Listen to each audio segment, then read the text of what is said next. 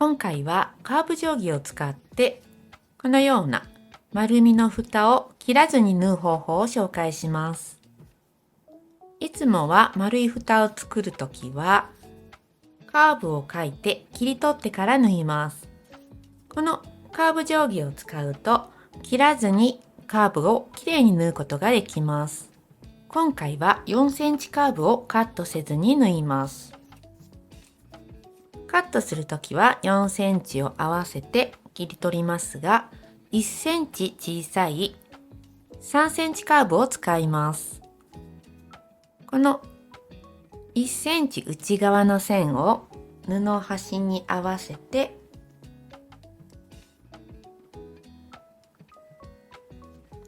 このようにカーブを描きます。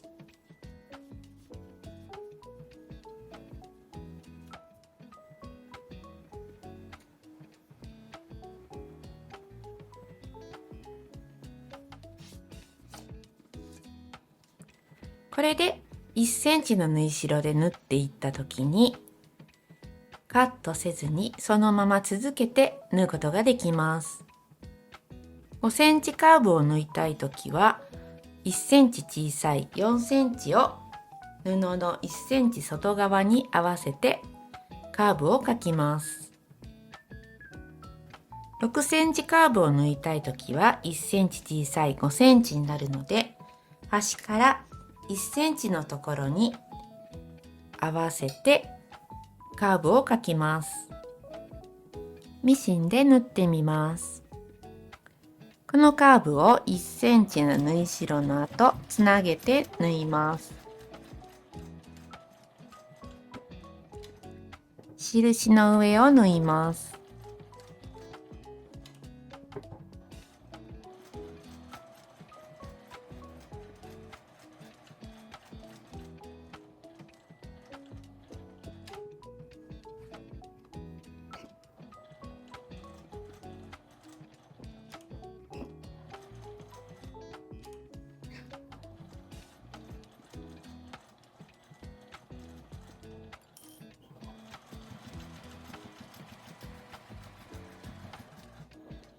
表に返す前にカーブから5ミリくらいを切り取ります。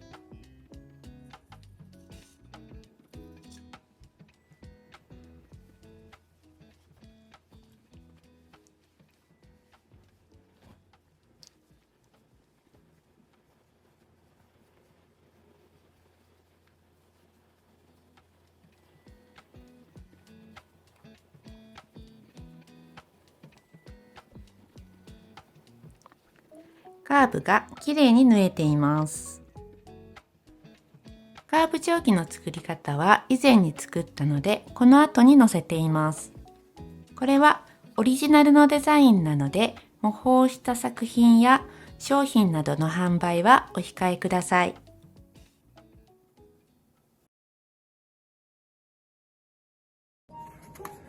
今回は簡単で便利なカーブ用の定規を紹介します。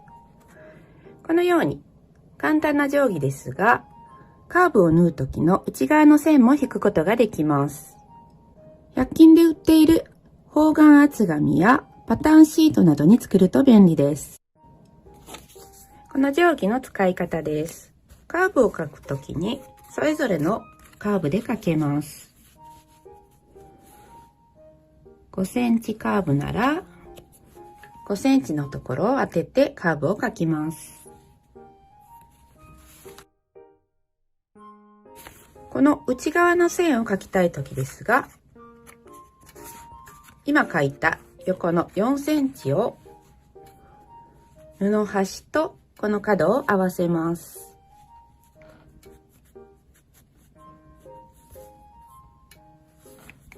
縦の線が合うようにして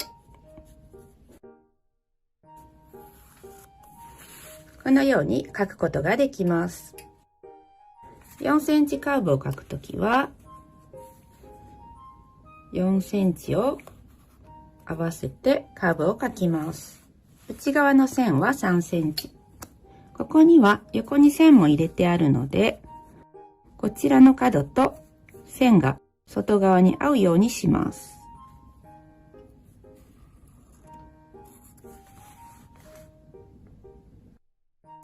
3センチから6センチの4種類の定規は便利なのですが、6センチを引いて、内側の5センチを引くときに片方だけしか角を合わせることができません。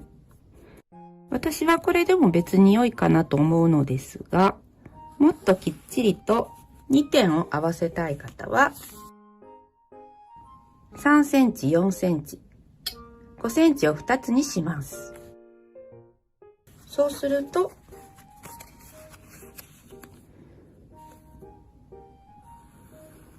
5センチを書いて、次4センチを書きたいときに、角が2つになるので合わせやすくなります。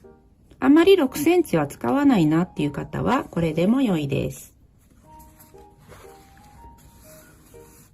6センチをよく使う方はまだ切ってませんが、こちらの C56 センチタイプも作りました。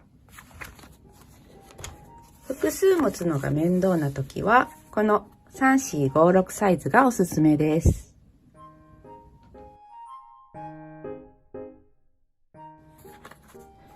家にあるのがちょっとこれだけでしたが、パターンシートで作ってみます。この形に作りたいので、まず真ん中の線を引きます。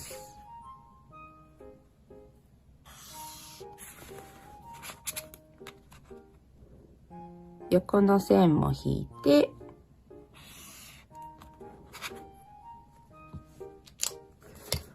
あとはコンパスでカーブを描いたら出来上がりです。この通りにするので真ん中に合わせて、まずは6センチ。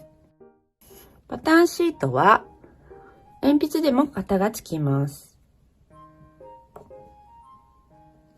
次に5センチ。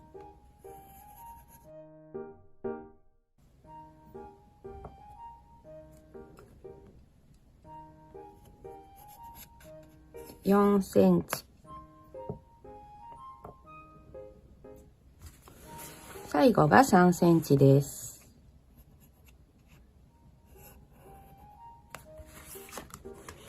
ちょっと見えにくいですが、これを切り取るとこの形になります。